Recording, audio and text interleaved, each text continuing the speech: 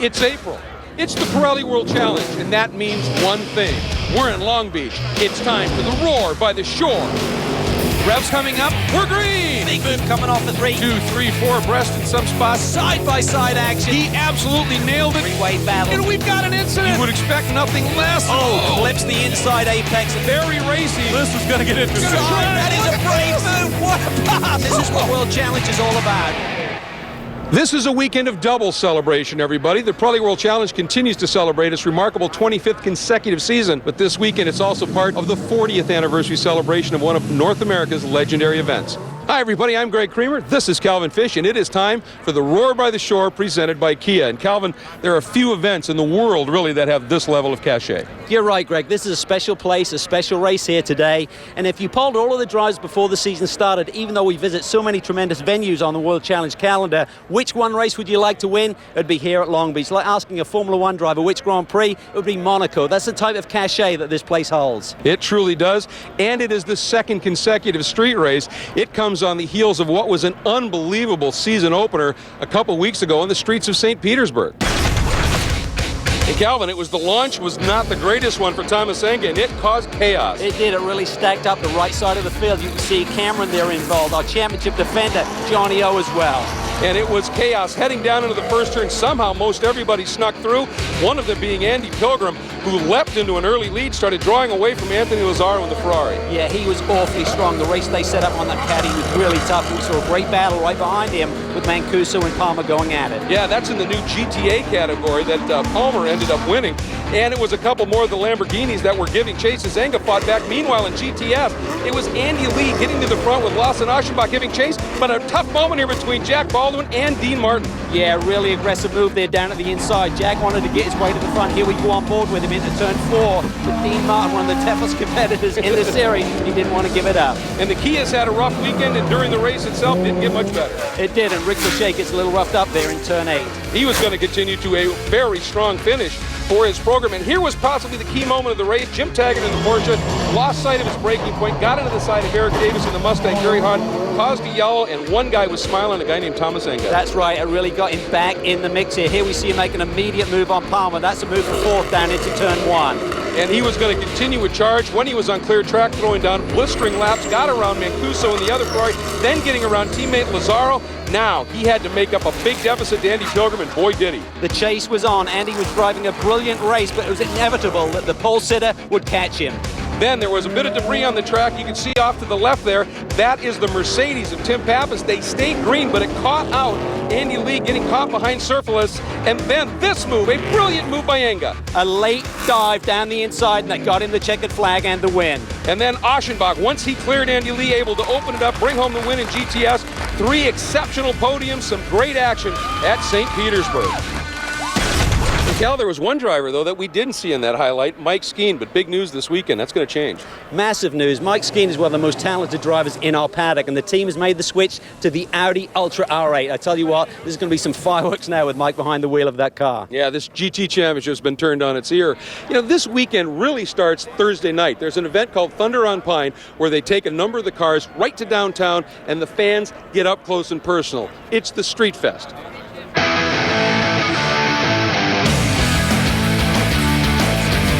If it's fast and loud, she's in. She loves it.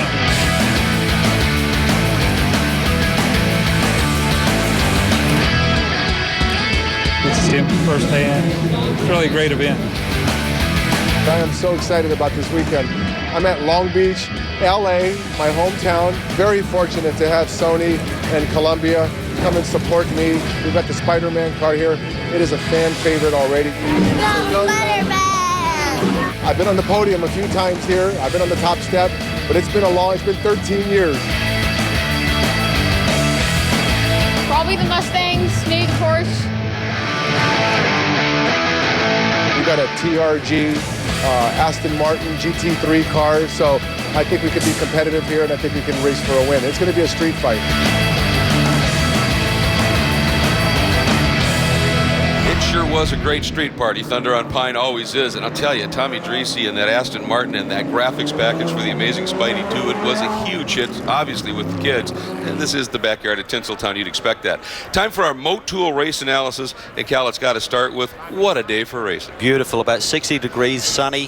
11-turn street course here, just under 2 miles. Packed grid once again, 40 cars, and there you see the lap records. And they fell in qualifying. This series continues to go quicker and quicker. It is fantastic.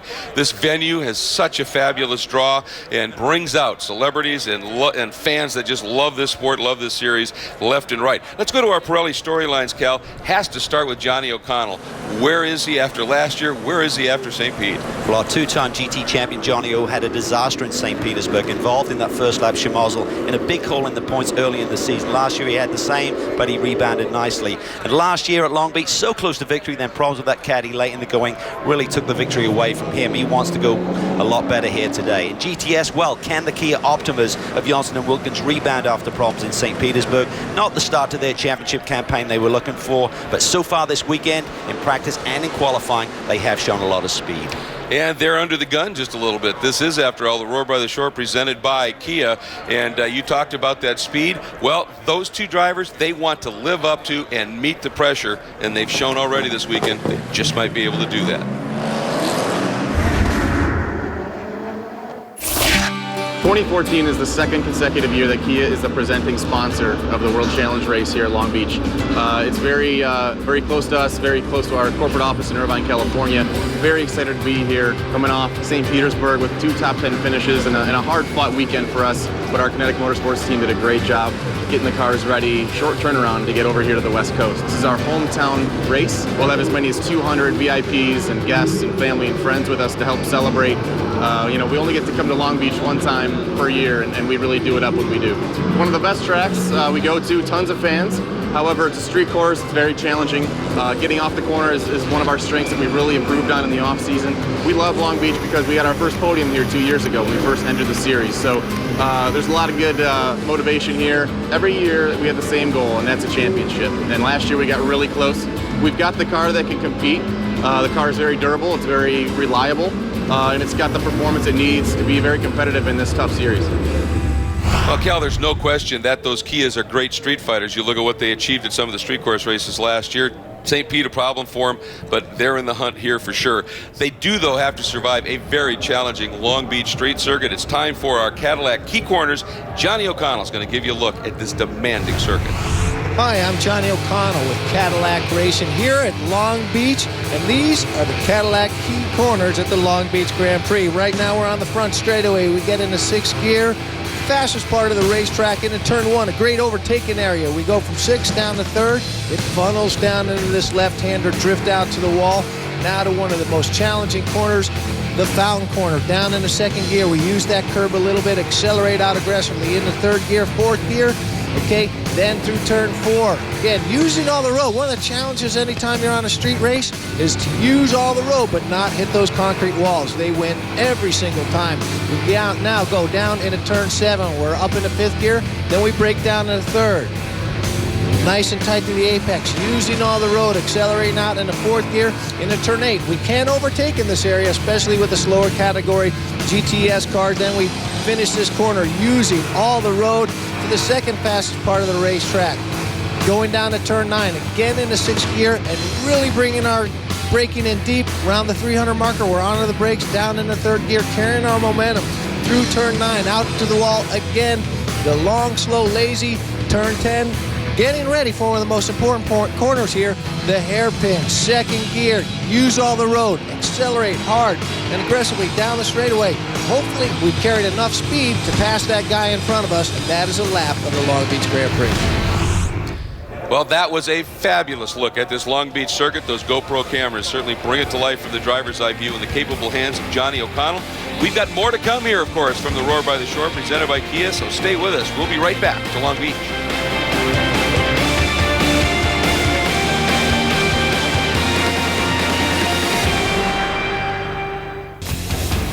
The Pirelli World Challenge is being brought to you by Motul, the official lubricant and brake fluid of the Pirelli World Challenge.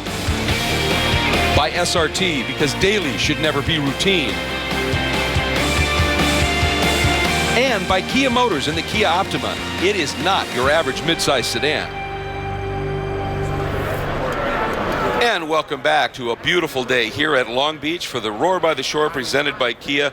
It is a fabulous day. Slight breeze, those palms, well, they're loving it here, as are all the fans. Cal, this is certainly a challenging track. We saw that lap by Johnny O'Connell, but there's one spot in particular that is huge. It's the Motul race. That's right, Greg. With a good launch off the hairpin, it's really a drag race down Shoreline Drive at over 150 miles an hour into our Motul brake zone at turn 1. Quite bumpy here and looks really inviting to outbrake someone down to the inside. However, it's almost a blind turn in, and with a tyre barrier wall ready to penalise anyone who gets it wrong, it really is a tricky section to the racetrack. And I think at the start, everyone really holds their breath to see if the full field can funnel its way through this tricky section. Yeah, that standing start into the bottleneck. Ooh, it's always interesting. Let's take a look now at our Motul Class Pole Award winners. We talked about records falling in each of the classes. In GT, Johnny O'Connell in that beautiful Cadillac Racing CTS VR notched the Motul Pole Award with a new track record. And in GTS, late in the session, an awesome lap by a first-year competitor, Jack Rouse Jr. in his Roush Road Racing Ford Mustang, nabbing a track record and the Motul GTS Pole Award in that category. Well, we've set the stage. It is now time for us to get this one underway. Let's get down to the front of the grid for those most famous words in racing. On behalf of our friends at Optima Batteries and Pirelli Tire and all of our Kia dealers, drivers, start your engines! Well, this glorious field of GT and GTS machinery has now sprung to life, and they are going to be setting off on their installation lap. One of our great partners, Cadillac, of course, providing that beautiful Cadillac CTS-V pace car. And that means it's time for us to get to the starting lineup for this Pirelli World Challenge Roar by the Shore presented by Kia. On the pole, we mentioned it's Johnny O'Connell, but it's an all-Cadillac front row as Andy Pilgrim, his teammate, joined him alongside. In row number 2, it's the 61, Anthony Lazzaro, in that beautiful red R-Ferry Motorsports Ferrari 458 GT3 Italia. He will be joined by the number 9 of Alex Figge. Great lap in qualifying in the Capex Racing McLaren 12C GT3. In row number 3, it's the number 21 of Andrew Palmer. No GTA configuration for him. After his podium in St. Pete, he is now a full GT driver. And Robert Thorne in the Capex Racing McLaren, 2 young guns. Row number 4, number 16, Nick Mancuso, the top qualified GTA driver in his Ferrari of Lake Forest Ferrari 458, joined by James Safronis, last year's winner in the Spider Apparel Thermal Club Audi R8 Ultra. And in row number 5, Mike Skeen, now in the Hawk Performance Audi R8 Ultra. Big news there. And the veteran, number 31, Tim Bergmeister from Langfeld, Germany, the Effort Racing Porsche. In row number 6, it's number 64, Mike Hedlund in the Dragon Speed Ferrari, joined by his teammate who is a GTA competitor, Henrik Hedman, in the Dragon Speed Ferrari. Starting in the 7th row, it'll be Michael Mills, GTA competitor in the Effort Racing Porsche, joined by another GTA competitor, Brent Holden, in the GMG Racing Audi. Starting in the 8th row, another GTA competitor, number 80, Dan Knox, in that beautiful ACS Manufacturing Performance Speed Tech Viper, and he'll be joined by Brett Curtis in the Spectra, United Steel and Valspar Audi R8. Row number 9, it's Jeff Courtney in the Kenda Rexstuff Audi R8 Ultra, along with number 54, Tim Pappas in that beautiful Black River Caviar Mercedes AMG SLS. And in the final row of GT competitors, number 15, Tommy Dreesy, the amazing Spider-Man 2 Aston Martin, and the number 95 of Bill Ziegler, the Swisher Racing GMG Audi R8 Ultra. On the GTS pole, in only his second World Challenge start, is Jack Rouse Jr. in the Roush Road Racing Ford Mustang, alongside a nice rebound after St. Pete, Nick Johnson in the Kia Motors America Optima. Row 13 is our champion and defending race winner in GTS, Lawson Oschenbach in the Black Dog Speed Shop Chevy Camaro, and another strong qualifying performance for Tony Buffamonte in the Capaldi Racing Ford Mustang. Row 14 is our 2012 winner Jack Baldwin, the Reset MD StopTech Motul Porsche Cayman, alongside young Alec Udell in the Watson Racing Ford Mustang Boss 302S. Row 15 is the second of the Kia Motors America Optimas, with Mark Wilkins, alongside young Andy Lee in the Crown7.com Best IT Racing Chevy Camaro. On row 16 is the Belgian driver David Sturks in the always evolving Racing Ford Mustang, alongside Drew Regetz in the TRG AMR North America Aston Martin GT4. Row 17, Brad Adams in the Voodoo Music Dad Dog Yo MTV Rats Ford Mustang, and Rook Boucher, another great qualifying run for him, and the Nissan Motul SPL Nissan 370Z. On row 18, it's Mitch Landry in the Versacrane Deep South Ford Mustang, alongside Tony Gaples in the second of the Black Dog Speed Shop Chevy Camaros. Row 19, a great qualifying run for Don Ishtuk the Forger Motorsports Recaro Audi TT, alongside Jeff Rees in the Best IT Bondurant School Chevy Camaro. On row 20, after a lot of work following the crash at St. Petersburg, it's Eric Davis in the always evolving racing Autotopia Ford Mustang, the second of the Reset MD StopTech Motul Porsche Caymans for Buzz McCall. Row 21, the final row of the grid, electrical issues for Nick Asayan puts him back there in the natural curse Aston Martin GT4. The final runner in the field, the rookie Jorge De La Torre, the TRG AMR North America Aston Martin GT4. And as the beautiful Cadillac Escalade safety car follows the field around, we will be right back for the start here at Long Beach.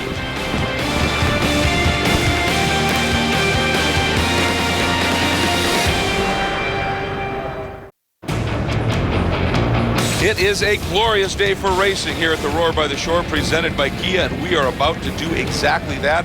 And one of the things that gets us excited is knowing we've got some unbelievable onboard shots you'll be able to view, courtesy of the Kia Quadbots and those GoPro cameras. And we are looking forward to that one, Cal. Absolutely, these views really show just how tough this circuit really is.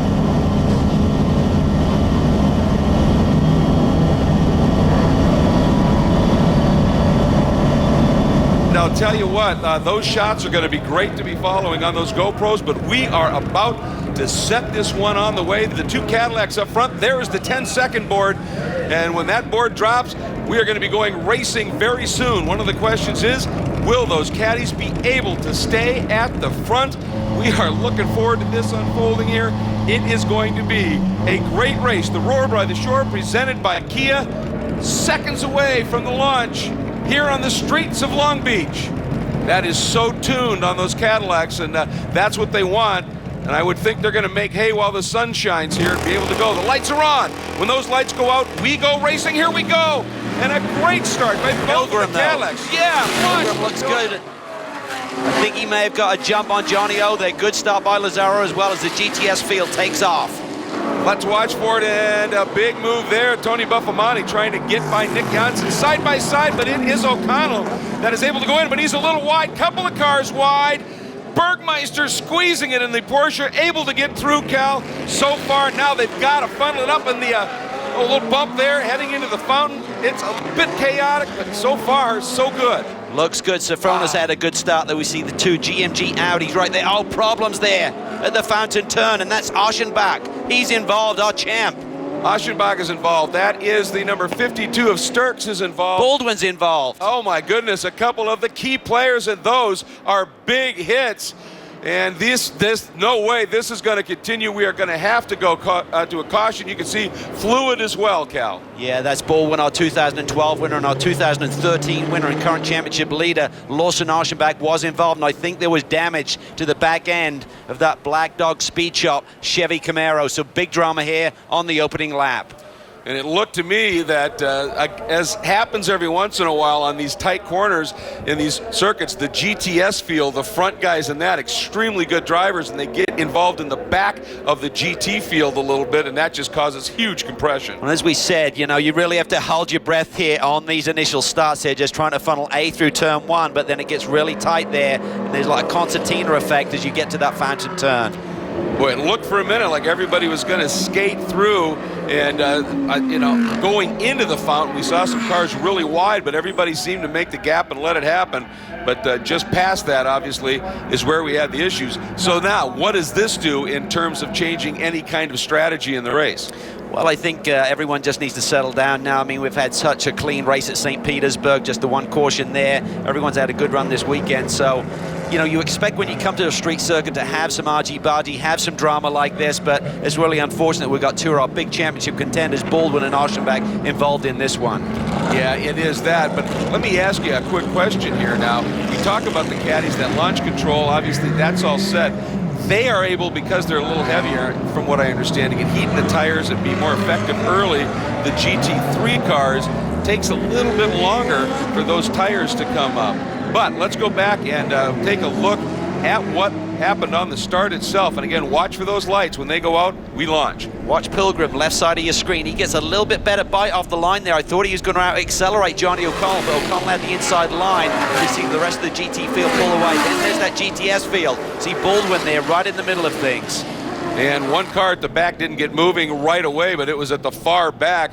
And it looked as though Pappas did not get the best of getaways in that Black Caviar, the Black River Caviar Mercedes, and had a couple of the GTS cars alongside. Watch for Figgy there, that Lamborghini. I was talking to Johnny O'Connell about his pole run. He said, I tell you what, Figgy had a great run going, but he made a little mistake right in this turn we're looking at right now, turn 8 and in turn 9. I said he said he could have been a threat for that pole position. So he sits fourth right now. He could come to the front. Remember, he was leading here last year before he had some kind of brake issue down in turn 1. Yeah, and apparently they were saying at St. Pete that there was a little problem. The ABS was reacting to some unusual inputs, and it really affected his ability to brake deep, which obviously you have to do. They said, we've got that sorted out. Now we just need to figure out running on American-style bumpy tracks with these Pirelli tires. The compound in the States is different than what those cars have ever run in Europe. And I think that's the key for all of these new GT3 machines. I mean, they don't have a notebook, particularly with the Pirelli tire yet. So why is the Caddy, which you would think would be at a slight disadvantage, doesn't have all the aero effect of those GT3 machines? Well, they have the notebook to work from. And I think that's what we saw in qualifying.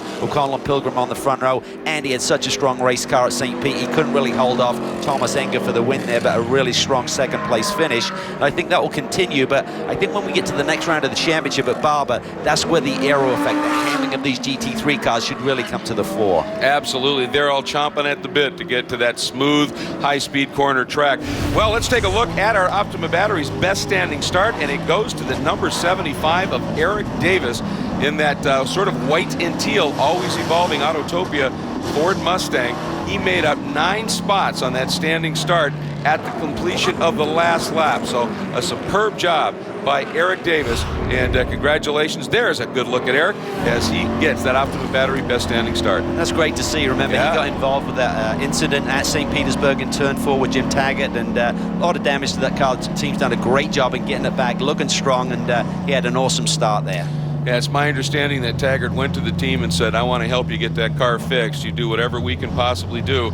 And that Autotopia team did a superb job getting this car back, and obviously in very racy condition. So congratulations. And we just get confirmation that Lawson Aschenbach is retired with crash damage. So this GTS championship, as you pointed out, Calvin, is going to end up on its ear here. So interesting developments. Let's take a look at our leaders, top 4 in each of our classes.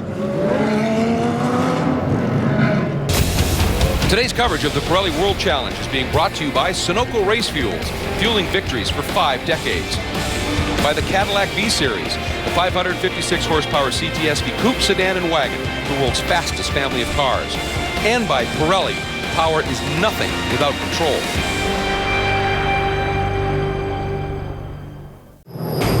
We are back in Long Beach for the Roar by the Shore presented by Kia.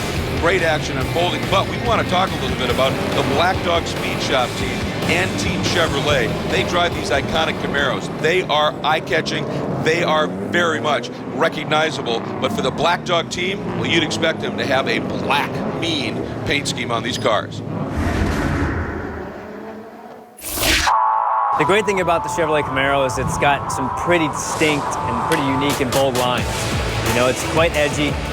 It's not the, the smooth type flowing cars, and that's what I think it gives it so much character, because it's got that edgy look to it, and the flat black goes right along with that. The flat black paint has become kind of a team identifier. We kind of joke flat black dog, and it reminded me of back in the day when guys would scoop up their cars and they didn't have enough money for paint and they just left it with the primer on. But that's actually a pretty cool look. It's definitely a bit of an iconic style looking car now, because it's flat, it's mean. Well, in my mind, I think it scares the competition. But they might see the car coming in the rearview mirror and might go, oh, that's that Black Dog car again. We got GT caliber guys, in a GTS style program, and I think it sort of screams that sort of mean attitude that we want to have sometimes, and I love it. So I got to say hats off to these guys, because it really does look good, and I'm excited to drive it. When this new body style, the retro modern body style, made its debut in the movie Transformers, it was jaw-dropping and everybody thought, that is cool. Now you add that black paint job to it, it is simply mean. I mean, I really like the look of this, and it certainly is racy. And the performance of these cars, obviously going to a championship last year in their first year running these Camaros, it is a true American icon. It really is, and it's a great little team. I mean, Ray Sorensen does a great job. Mark Wider has been engineering. Lawson has been doing a tremendous job. Here we see the field trying to get through that turn 1 area. It looks clean there, and I think it's just going to bottleneck as they head down towards turn 2. I think you can see right there, that may be Baldwin all the way to the left, up and over the curb. Then Oschenbach slows there a little, then he gets tagged. So there seemed to be a problem with Lawson Oschenbach. And I think that's really what triggered everything right there. In the middle of the pack, suddenly there was a sandwich effect. He's down with Jeff Lepper. Went down into turn 1 and I lost a few spots going into 1, whatever, but everything seemed fine, and all of a sudden I got hit and by one of the Mustangs. I'm not sure who it was or what happened. We had to look at the video, but really creamed the car and we're done for the day. So pretty frustrating. We had a good car and had a shot at the win. I mean, the Black Dogs Speed Shop Team Chevy Camaro guys working hard, just a little bit frustrated, and it's the way it goes sometimes, you know. We'll take it and move it on to the next race. That was Sturks, obviously. That was sort of looked like Sturks was having a little problem, maybe getting a woe down, trapped him, and then Baldwin got caught up and just driven into that wall. And that's huge, as we talked about, Cal. 2 of the major championship contenders out. Well, Jack put a championship charge together last year based on not only a few wins, but also the consistency factor. So Lawson had a little bit of drama along the way to the championship win, but Jack really prides himself on keep scoring those points week in and week out, and he'll be pretty devastated by this blow. I think so, and obviously extra frustrated possibly because, you know, that was just wrong place, wrong time kind of moment for him. And it was at Sonoma last year when he had his only other incident that I can remember really in 2 years. Yeah, no, I mean, he keeps it clean. He's such a savvy racer, but they'll regroup. I mean, it's a long championship season. I mean, Johnny O doesn't seem too down. Spoke to him this weekend. He seemed very positive about things. Yeah, last week's run, or the last race at St. Petersburg, only 10th in points right now, but he did it last year. He took a couple of big blows, and he just kept coming back and finally got his second championship. And it had to make it feel a little bit better. He at least got 7 points with this pole. So, I mean, you know, that's the kind of thing that you just take everything that you can get when you're trying to dig out, yeah? Absolutely. I mean, every point is critical because you never know what's going to happen. You can have a lot of momentum. Suddenly you have a couple of races with drama, and those points are so crucial.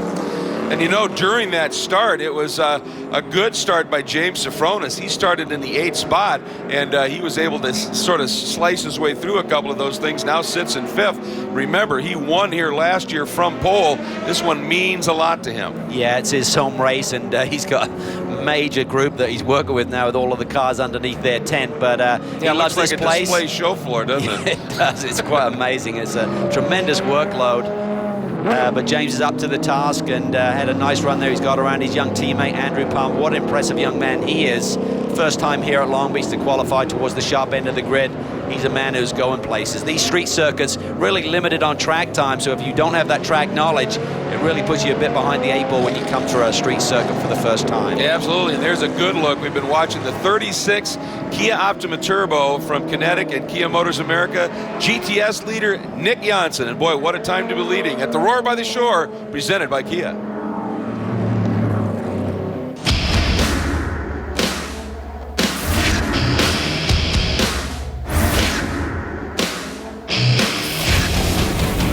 Today's coverage of the Pirelli World Challenge is being brought to you by HPD, Honda's North American Racing Company.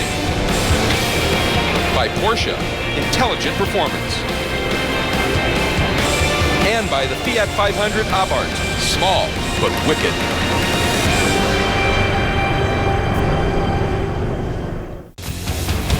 This Pirelli World Challenge broadcast is being brought to you by Mercedes-Benz AMG Customer Sports. By the Cadillac V-Series, the 556 horsepower CTSV coupe, sedan, and wagon, the world's fastest family of cars. And by HPD, Honda's North American Racing Company. Welcome back, everybody. Lights are out on the pace car here at Long Beach for the Roar by the Shore, presented by Kia. They are working their way into the infamous hairpin here, and we should be going green this time by. The 2 Cadillacs sit in front of Anthony Lazzaro in that beautiful blood red Ferrari, but right behind him, that blue and yellow Cape Pack scheme of Alex Figge in the McLaren, and then the 2 Audis of Sofronis and the impressive young Andrew Palmer. Pace car is in, And let's watch for it here. Watch that start stand up on the left. And a late green, but we go. And right away, a couple of cars, Bob, and a big defensive move on Robert Thorne. Yeah, Thorne gets a great run there in that Lamborghini. The blue and yellow car currently on the left side of the straightaway going down into turn 1. Boy, and Figgy got a good run on Sofronis. Oh, this is tight between the Lambos.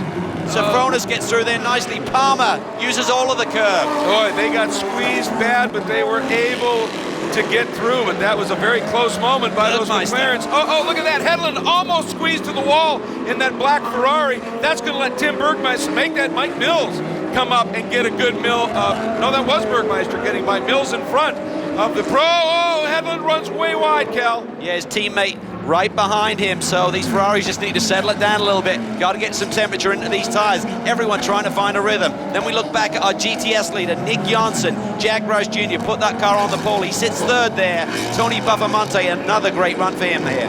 Yeah, Tony and that Capaldi Racing, Ford Racing Mustang, that blue car with that big black stripe. And boy, a launch for Janssen. He had a great qualifying run, and then Roush just sort of surprised everybody with a great lap late. But Roush sitting back in that third spot right now, Cal. Yeah, he's looking strong, though. I mean, talking to Brad Francis, who runs the operation, he said the car is really good, really strong in the brake zones. He said that's an area we're really focused on. But for Kia, this is a great turnaround. They didn't have a good weekend at St. Pete. They got a little bit more boost here at Long Beach.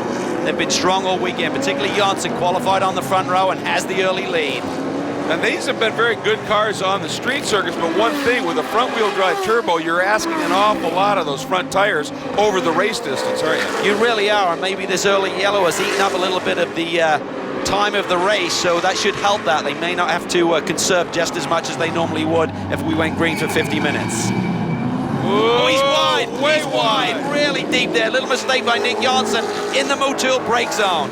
And Buffamonte, as a result, closes right up on the back once again. So now Nick has to do that job once again, but he's got it settled back in. And I'll tell you what, we have to say a huge thank you to the GoPro cameras for we're seeing so many amazing in-car shots. That really lets us see what's going on board and from that driver's perspective. But up front, it is O'Connell, and he's got his wingman right there in formation, and they've opened it up a little bit on that Ferrari. They really have, and I think they realize they need to make some points here in these couple of races at St. Petersburg, and here should be right in their wheelhouse. This is more of a point and squirt type of racetrack. You don't really carry a lot of speed through the corners. Right here, turn it and then just launch off this corner. Horsepower kicks in, and the caddies are really strong there.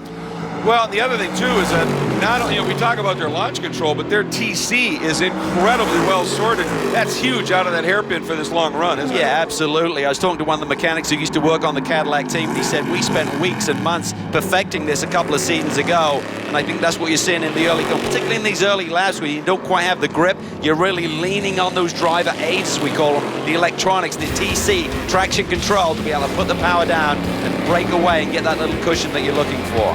Yeah, these Cadillacs doing what they needed to do early. We're going to step away for a moment. Let's take a look at the top four in each of our classes. In GT, O'Connell, Pilgrim, Lazaro, and Sofronis. And in GTS, Janssen, Buffamonte, Roush, and Udell. This is how racing should be. The top sports car racers in North America. 50-minute, door-to-door, all-out sprint races. Standing starts and 0 scheduled pit stops. A battle of the brands with over 18 manufacturer brands racing. Watch us on the NBC Sports Network and online at world-challengetv.com. The Pirelli World Challenge. This is how racing should be.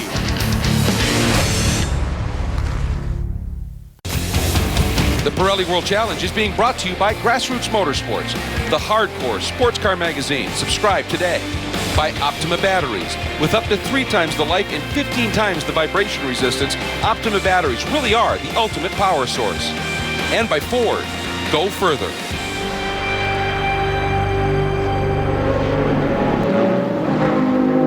Nick Janssen in the number 36 Kia Optima Turbo starting to open it up just a little bit in the GTS class here at Long Beach for the Pirelli World Challenge Championship. This is the Roar by the Shore presented by Kia, so Nick feeling the pressure and handling it beautifully, but behind him, we've got a real good scrap going on here. As you can see, some superb racing, and they're coming up on some traffic. There is Buffamani, the blue Mustang, Jack Roush in that multicolored car, and behind him, Cal, 18-year-old Alec Udell. He's got almost 40 starts in World Challenge competition, has run full seasons for 3 years coming in here, except this race, because in California you got to be 18 to race a car in California, and he finally is here in racing, and what a job he's doing. He's doing a great job, and that had to be so frustrating for him to watch the action at Long Beach, one of the iconic racetracks in all of North America, yet he couldn't compete even though he's competing in the championship. And here is a look at Andy Lee in that Crown 7 Best IT Camaro. He is pushing for everything he can get right now, trying to move up through the pack. And let's take a look as a result of that. He is our iBox suspension cam carrier. And this is one of those street tracks, all kinds of off-camber changes, lots of different direction changes, hard on these suspensions. It really is. You can see the iBox suspension working really hard. Surface changes, the bumps in the road, and you do eat a lot of the curb here as well. I was talking to Oceanback's crew this morning and said, we broke a shock in qualifying, and we broke one here last year, so if you eat those alligator teeth right there, you can break some suspension. And by the way, those GoPro cameras obviously not only giving great images, but pretty sturdy to stay underneath that car and give us those shots. And you talked about right there, and the guy who's starting to get more right there is Anthony Lazzaro, because he is starting to make up a bit of that deficit he had to Messrs. Pilgrim and O'Connell. He's closing it up a little bit. He has, and we talked about it at St. Petersburg, that the car just took a little bit to come to life. It was a lot better on the long run, so I think we're starting to see that. Anthony does have experience at this racetrack, but in single-seaters in Atlantic, so he's got a little bit of circuit knowledge. It wasn't the same configuration back then, but he's done a great job here hounding those caddies. That last lap, he took a big chunk out of that lead. And then Safronis and Palmer right there coming into your screen in those blue and white with yellow and red trim, respectively, Safronis and Palmer. And the Audis that Safronis ran and won with last year, one of the issues they had was it took a long time to get those tires to really come in. He said that's even more so now with these GT3 cars. If this stays green, they could come into this in pretty short order. But look at that, Janssen continues to draw away, but this battle for second is just getting more intense. Roush even showing a nose. Not quite close enough. I think he's just trying to get in the mirrors. And Mark Wilkins is coming after Udell in the other Kia. Yeah, Wilkins is looking strong there, starting to put the pressure on Udell. Jack Roush Jr., what a performance by he. Had never seen this racetrack. He does a lot of work with the iRacing simulator to learn the racetrack. And boy, oh boy, to put it on the pole against some of this experience. There's a lot of laps here at Long Beach. That was a great qualifying run by him here yesterday. It was. There's Udell in that black and red Mustang from Motorsports Development Group and Watson Racing, and then behind him is Wilkins. And Wilkins told me earlier, he said, you know, you get released for your qualifying based on your points. And he said, we didn't have that great a run, obviously, at St. Pete. He said, so I was released in traffic. And he said, I got caught out a couple of times. He said, by the time I got a clear track, the sweet spot for those Pirelli P0 slicks was already gone. And he said, I just couldn't do enough. Yeah, I mean, it's really a key. You want to really hit that sweet spot when the tire's up to temperature, and you want to sort of like set your pressures accordingly, your starting pressures. But suddenly, if they're coming into that sweet spot and you're hitting traffic, you can be overpressured by the time you get a clear lap. And I think that's what may have happened to Mark here yesterday. But they're just trying to get back on track, get some nice consistent runs. Look at this. Buffamante really feeling the heat from Roush as Wilkins continues to hound Udell there in the 5th spot. Yeah, Roush looking in, looking out, just trying anything he can figure out right now. Of course, those are both Mustangs, as is the car that Udell is in. Looks like Wilkins maybe got a little bit of a run on Udell. See if he... And that is Figgy again. A problem down in turn 1, Cal. That's where his brake rotor exploded on the Volvo last year, and a problem in the same area today. Damage to that left front. How ironic is that same area of the racetrack? That is a disaster for Alex Figgy. Look at this. Wilkins has got around Udell for the 4th spot. Can he do anything with the 2 Mustangs right in front of him? I'll tell you one thing to consider. Nick Johnson has taken off, but how much of that Pirelli rubber is he using up by breaking into this big lead? You got to have something for the finish. If we should see another caution, that pack is going to come back to you. Yeah, it sure looked like on that lap out of turn 8 that Wilkins got a good run, and then we had to jump and obviously show you what happened with Figgy there. But boy, he obviously laid that pass on. Now our leader's starting to get into some traffic. That's Rick Boucher in the Nissan, that Nismo Sparco OS Geiken entry. And then O'Connell, now he's got to swing around, I think. Yeah, that's Jeff Reeves, the young rookie, that both of them are trying to clear now, and O'Connell even gets by Boucher and Pilgrim. Nice job by Rick Boucher, just dipping the brake a little bit, letting them through, and same here to let Lazzaro through. Yeah, Rick Boucher had another great qualifying run here. They were working on the rear spring, trying to get the ride height corrected, but got a bit of a spring bind there, so they had to make a change to the rear suspension setup, and tried it in the warm-up this morning, so it's much better. He was expecting great things in the race today. And so there is O'Connell and Pilgrim. Problems at the back of the pack. Absolutely. Exit in turn 5 there. Let's see if we can suss that out here. That was one of the GTS machines that got into a problem, and some of the GT cars nearly got into him, I think. All right, looks like everybody able to continue on, so we're going to step away for just a moment in what is proving to be a fantastic strategy battle here on the streets of Long Beach. Here are your leaders in each of our 3 divisions.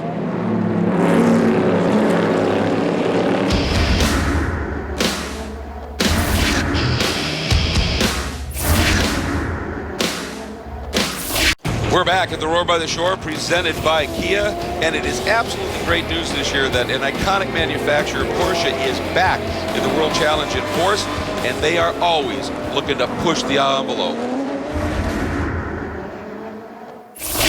And Porsche and motorsport are kind of go together ever since the company has built their first car, which was in 1948, and only a couple of weeks after the car was built, it was raced by a customer on an Austrian street race. Ever since then, we've been involved in motorsports to support our customers, but also with factory programs, testing new technologies in different platforms worldwide.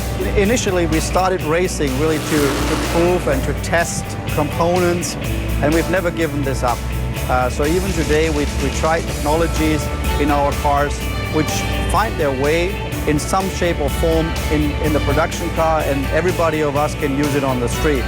And the interesting thing about World Challenge is it's a sprint race. You don't have pit stops, you don't have a lot of wait by yellows and all of that, so it's really not very forgiving. From start to finish, you just give whatever you can to finish the race and try to be on the podium. And that's very exciting racing. Well, I'll tell you what, Porsche has really established its performance pedigree with racing. There's no question of that. And of course, it's an amazing test bed, and that's one of the reasons they're in it, isn't it? Yeah, and that's why they build such great street cars, because they transfer that technology from the race car over to the street cars, and couldn't have a better car on the road. Quick correction here, it's actually Alex Figge who continues to run. It was his teammate Robert Thorne who had the problem down in turn 1, so it's he who Bergmaster is trying to chase down now for that 8th spot in the field right now. Yeah, I didn't know you could have dyslexia with the number upside down, apparently, is what the problem is. So I went with you, so. I bet on that one. But, you know, a couple things. We're starting to see, one, the number 20 of Andy Lee smoking a little bit, so he may have a problem. We were wondering why he was dropping back instead of going forward.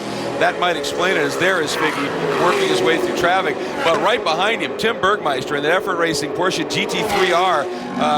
He said that they're obviously they're dealing with the same issue. They've never run these tires on these cars. It's a very different setup. He said, we're okay right now with straight line speed, but it's because we're trimmed out. He said, we've got almost no wing on the back of this thing. He said, so we're a little slow getting off the corners and into the corners. Yeah, and I mean, that's obviously really important. So the series will be looking at it. I think it's good that they're waiting a couple of races. They only made one technical change since the last round. That was in the GTS class 2. The Kia's giving them a little bit more boost. They obviously struggled tremendously at St. Petersburg, and you can see the effect, just a minor adjustment what it's doing. Suddenly they're competitive again here this weekend as we see the caddies forcing their way through there. Boy, this could help Lazzaro, because you just can't make the move here into the hairpin, and they're going to get stuck behind a couple of cars, and he's got a quick Kia in front of him. It's Wilkins that he's coming up on. There is Janssen, who continues to lead. There's the blue Mustang of Buffamani, and then here come the 2 caddies, and there's the nose of that red Ferrari that is coming out right now. And it's not going to be long here before our overall GT leaders are going to be coming up on the back of our GTS leaders. They're essentially there right now, down into turn 1. I'll tell you what, Andy Pilgrim's car looks really good. We saw that tremendous race setup that he had at St. Petersburg. Yeah. And I think that he and his engineers have got the same sort of run going here. I think he may have a little bit of speed on O'Connell, unless O'Connell is just really controlling things, managing his pace, knowing that is his teammate right behind him. Well, as this great action, moment there for Pilgrim. He ran wide, caught a cone, but he's been able to straighten out, so he survived. So we're going to step away for just a minute. Johnny O'Connell leads over teammate Pilgrim, Lazaro, and Palmer in GT and GTS. It's Janssen over Buffamani, Roush, and Wilkins. Today's coverage of the Pirelli World Challenge is being brought to you by Audi, Truth in Engineering. Visit AudiUSA.com or schedule a test drive today. By Chevrolet, find new roads. And by the Bob Bondurant School of High Performance Driving, internationally recognized as the leading authority in driver training for 46 years. Welcome back to a beautiful day on the beach. It is the Roar by the Shore presented by Kia, and this is Southern California. That means car culture and sports car crazy, and for Cadillac, that means opportunity.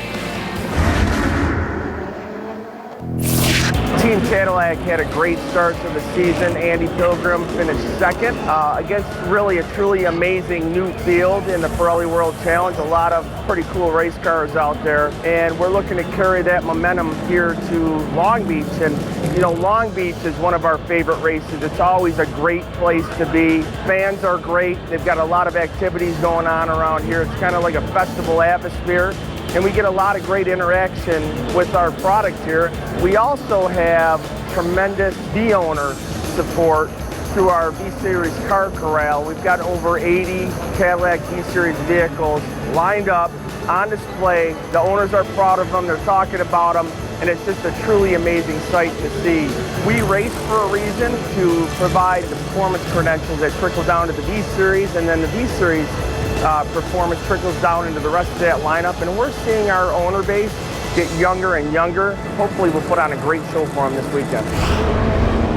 And I would suggest that one of the reasons those younger buyers are starting to buy Cadillacs based on that performance luxury is because of their participation in the Pirelli World Challenge Championship. It has shown the world that this manufacturer, it still has luxury, but it has it with boatloads of performance, Cal. It really does. When you look at the CTSVs on the racetrack, what a great race car, what a great platform, and a little bit tight there through turn 6 for Andy Pilgrim on Buzz McCall there, trying to clear some of this GTS traffic. So they've responded. It looked like Lazaro was trying to pick up the pace a little bit. It closed in on those caddies, but the last lap around the caddies pulled him by half a second. But there you see Pilgrim really circumspect there in traffic down into turn 9.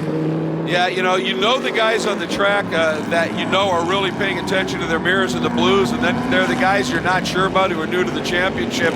You've got to give them just a little bit more respect, if you will, just in case they don't turn in.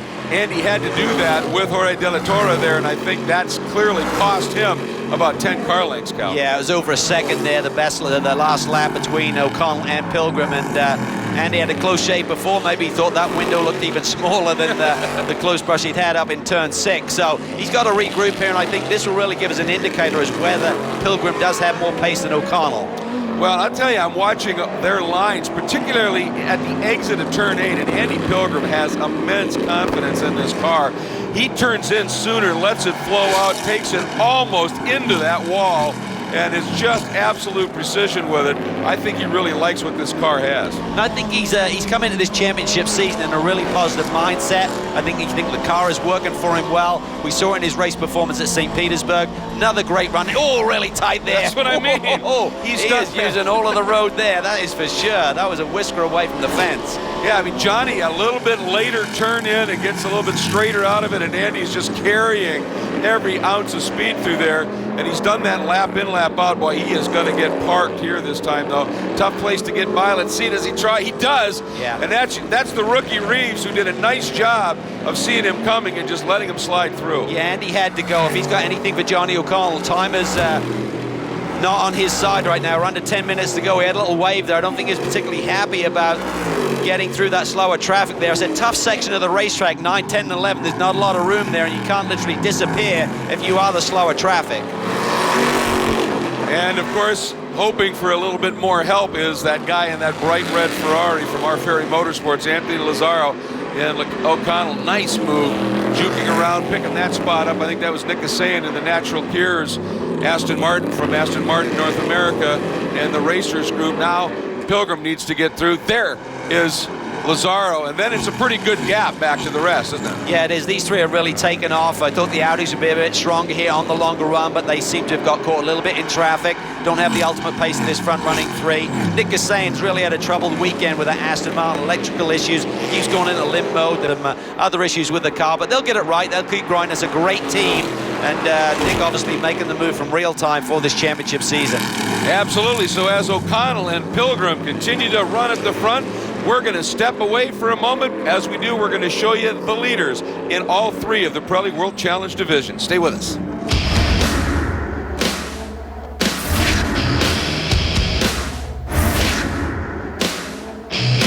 The Pirelli World Challenge is being brought to you by StopTech, championship-winning brake components and systems for racing cars and high-performance vehicles on the street or track.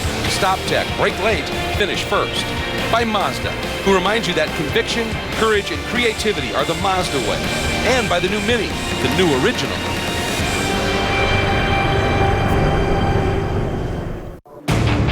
O'Connell, Pilgrim, the Cadillacs, then the Ferrari of Lazzaro. They are closing up on each other. 1, 2, 3 overall in a GT here at the Roar by the Shore, presented by Kia for the Long Beach event. And what a legendary one it is, the 40th running of this iconic race, and so proud in its 25th anniversary year to have this, props race. For Tommy Dreese. Spidey. Beautiful looking race car, but he said, I've been struggling with the brake zones here this weekend. I'm not sure if that was the issue there, but the debris flag was out. I think there may be some debris from this race car. And okay, yep, there's no change. Obviously, Dreese's going to try and get his way into the pits. And this amazing, intense racing and all of the great backstories are easy to find through the World Challenge social media package. And of course, at world-challenge.com, you go there for all the latest news and views on the Pirelli World Challenge. Go to worldchallengetv.com. You can check out cool in-car videos, driver interviews, and watch this complete race and all other Pirelli World Challenge races, or the Facebook page, where you can search Pirelli World Challenge's fan page, interact with other World Challenge fans, and post your race pictures and video. And of course, on Twitter, join the World Challenge Twitter account at twitter.com/WC Racing. Receive instant updates on race weekends from the series. And this is getting fierce, Cal. It really is. And Nick Johnson, there you see him going through turn 8. He's got a nice lead on the second place runner, that blue Mustang, Tony Buffamonte. Jack Roush has settled back down a little bit. He's got a few car lengths now between Ian and the second place runner right now. You know, I thought I saw one of those red Ferraris suddenly very, very slow in the background. I wonder if we may have a problem by Nick Mancuso. There's Dreese's car struggling and finally making it into pit lane. He's had so much success here at Long Beach as his home track, and he's won here before, had a Trans Am victory, been on the podium in sports car competition as well, so not the day he was looking for. Boy, look at this. I was going to say, in traffic, wow. Lazzaro's finally there. It's just a matter of everybody getting through clean. Tony Gables, yes, leaves the door open for Lazzaro to slice through. That traffic has such a huge effect. Lazzaro really wasn't in the picture, and suddenly he's right on the tail of these two leaders. For O'Connell, he does have a wingman in Pilgrim. He's going to need to defend. And you know what Anthony was saying coming up on the back of Brad Adams? Yo, stay outside. Look at that, Pilgrim middle of the road. Lazzaro looks to the inside. Doesn't make a serious attempt, just feeling him out. Boy, I'll tell you, that was the gift. That clump of traffic that these caddies caught has been the gift for Lazzaro. And this game is on. Top three have broken away, but this battle between them now. Oh, and the number 80, that is the beautiful ACS Manufacturing Performance Speedtech GT3R Viper of Dan Knox. Looks like he's going to be able to get it around and keep it green, Cal. Yeah, he does. Does a nice job there, just cleanly turning that Viper around. But here we see the battle for the GT lead right now. O'Connell has stretched the lead just a little bit. Pilgrim having to defend that compromised his line around the racetrack on that last lap, and that eats up lap time, of course. So looks like Lazzaro settled back down again. I'm not sure how hard he wants to push. Does he have the pace to really take it to these caddies? Didn't force the issue on Pilgrim when he had a chance. By the way, we've got to give Peter Knox the benefit of the doubt there. He's one of our GTA drivers. He is one sick puppy this week, and he's been getting 1 or 2 IVs a day just to try and stay hydrated. So that makes for a long weekend of racing. And again, O'Connell catches a little bit of a break in traffic, gets by Mitch Landry and that Versacrane's car, as does Pilgrim.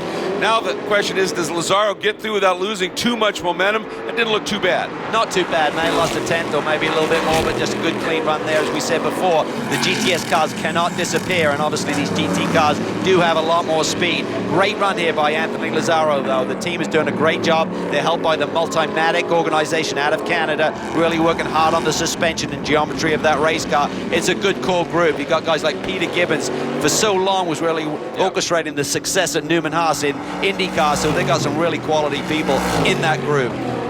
And it shows, there's no question of that at this point as we are watching this lead trio. Now keep in mind, in GTS, Nick Janssen still leads, and we saw that shot a while ago. He's actually opened up about a 4-second lead over Buffamani in the Capaldi Racing, number 33 Mustang, then Jack Roush, then Wilkins, then Alec Udell. So no change of positions there, although they've had a lot of flow through those lead 5 in that GTS category. Yeah, they really do. Dominant performance by Nick Janssen here today, just stretched the lead and seems really comfortable out front, and whilst it stays green, he's going to be in good shape. The team really had to regroup after St. Petersburg. They changed the pulley systems on the front of their engines to try and eliminate the issues they're having at St. Petersburg, and that little bit of boost has helped as well. So they come here, looks like it's going to be a strong weekend for them. Really their home race with corporate headquarters just down the road. Absolutely, and we're going to step away real quickly here, but our leaders in the top 4 in the overall in GT, Johnny O'Connell and Pilgrim, but Lazaro coming, and then a ways back,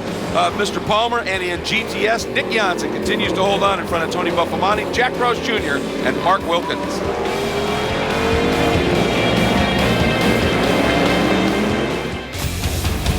Today's coverage of the Pirelli World Challenge is being brought to you by Aston Martin. Brought to you by Aston Martin Racing, be part of the experience. By BRM, timepieces built with pure racing spirit. And by Eibach, the world leader in high-performance suspension.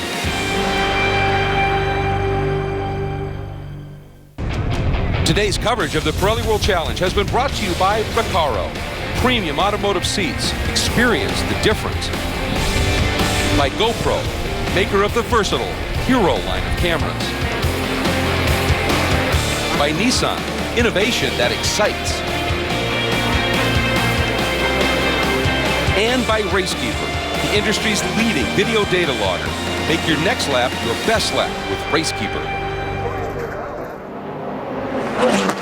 We are back, and Nick Janssen continues now to stretch that margin in GTS here at the Roar by the Shore, presented by Kia. They were talking earlier about the pressure you feel, one at the manufacturer's home race, and one that they decided to drop a little skin into and be the presenting sponsor on. And he said, we want to make him proud, and he sure has been. Yeah, looked really, really strong here. Got the jump on Jack Roush Jr. at the standing start. Obviously wasn't involved in that schmozzle there down in turns 2 and 3 that took out Baldwin and Oschenbach. So may have been a different story if those guys were players here today, but nonetheless, very, very strong, and he's backed up by Wilkins sitting in the 4th spot as well. And, you know, one of the things we were talking about earlier was with long greens, with those front tires on those front drive turbo Kias hang on, clearly that team, they have been able to find a setup that they are able to use that and push that and make those Pirelli P0s stay alive. It's been beautiful. And O'Connell back up overall in a GT, and Pilgrim have been able to eke away once again using traffic to their advantage over Anthony Lazaro in the R. Ferry Motorsports Ferrari. And we might, folks, be seeing the 1 lap to go indication this time under the start-finish stand.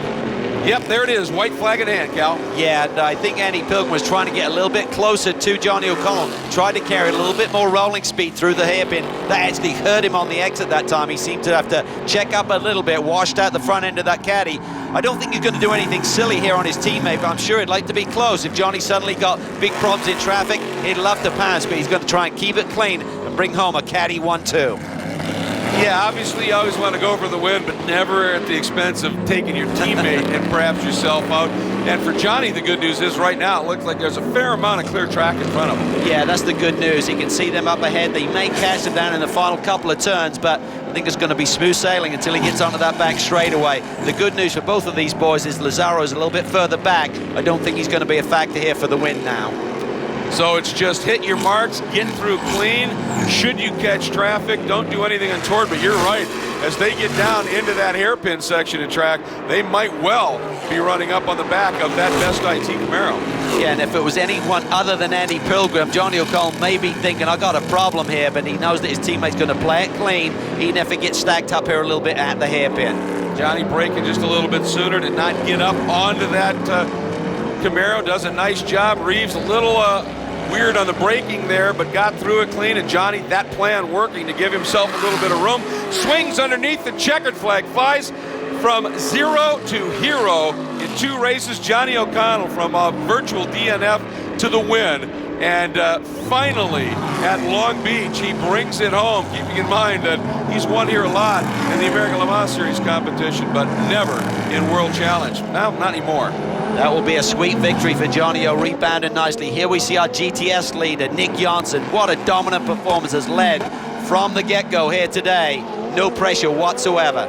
Well, and you know that after all of the issues he had last year, I mean, if he had any luck, it was always bad, that when it finally all came together for Nick, he was going to destroy the field at least once just to get that out of his system. Absolutely. At that one little moment, remember, down in turn 1 where he got in a little bit deep, I think that may have been a wake-up call, and he said, listen, let's just hit my marks here. We can bring this victory home for Kia today. So out of the hairpin in that donorschoose.org, Kinetic Racing, Kia Optima from Kia Motors America, Nick Janssen wheels it down underneath the start stand, and he gets it done. Oh, and has there been a change in position? Wilkins trying to maybe make it a 1-3 for that team, Cal. I think there was. I couldn't see Jack Roush Jr. there in the picture. Wilkins may have picked up 3rd spot. We'll have to wait for them to flash by the line. He does.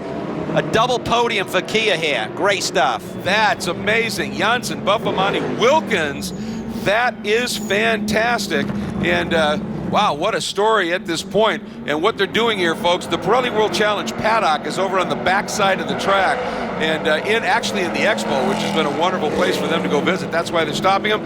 They're letting those guys go to Victory Circle, as they should. Let's get you a look at the unofficial results. In GT, O'Connell, Pilgrim, Lazzaro. That's your podium with Palmer and Sofronis, the 2 Global Motorsports Group Audis, completing the top 5. And in GTS, Nick Janssen, Tony Buffamani, and Wilkins, 1-3, as you said, Cal, for the Kias. Then Jack Roush Jr. and Alec Udell, the 18-year-old, finally able to race here in Long Beach and brings it home to a top 5. It was interesting. Mike Skeen, who we had talked about, he was able to wheel it up a little bit and almost crack the top 5 in that Audi as they were truly learning on the fly. Yeah, absolutely. It's tough to bring a brand new race car to a circuit, but they did a great job, the CRP team. So it was an Audi 456. They want to be on the podium, they want to win, but it's a very strong result for that mark today. And our top finishing GTA, of course, that's the subcategory for the non-professional driver, is Michael Mills in that Effort Racing Porsche. He had the fast lap in that class at St. Pete, so a great job here. But right now, it is time for us to get down and hear from our overall and GT winner with the other member of our broadcast team. Let's get down right now to Jeff Lepper. So Johnny O'Connell, success after success at this track in Pirelli World Challenge, you finally pull it together. Well, you know what? I got to tell you, everybody at Cadillac does such an amazing job. You know, from the leadership of Steve Cole, my crew chief, you know, Mike West, you know, just an awesome weekend. You know, and I really came here wanting to win after last year. You know, I mean, last year to come within a mile of winning and not get it, you know, Long Beach is special. And so to finally get one in the number 3 Cadillac, and it's a good weekend.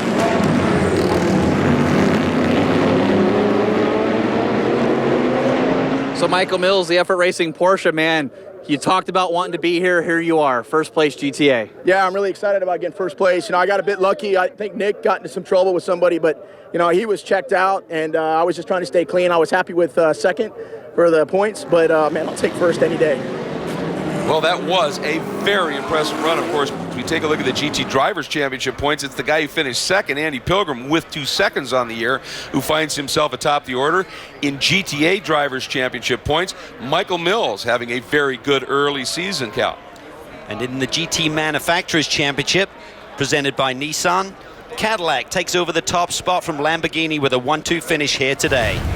And that nicely leads us right into our Cadillac CTSV move of the race, Cal, and it was Nick Janssen's superb effort right at the start. Yeah, I mean, he had an awesome standing start there and avoided all of the debris and the schmozzle down in turn 1, turn 2 area, and just dominant from that point forward. And And when you get a start like that in a front-wheel drive car, you have nailed it. So well done for Nick. And since it was Nick, well, that plays real nicely into our next interview, our GTS winners interview. And standing by with our winner is Jeff Lepper.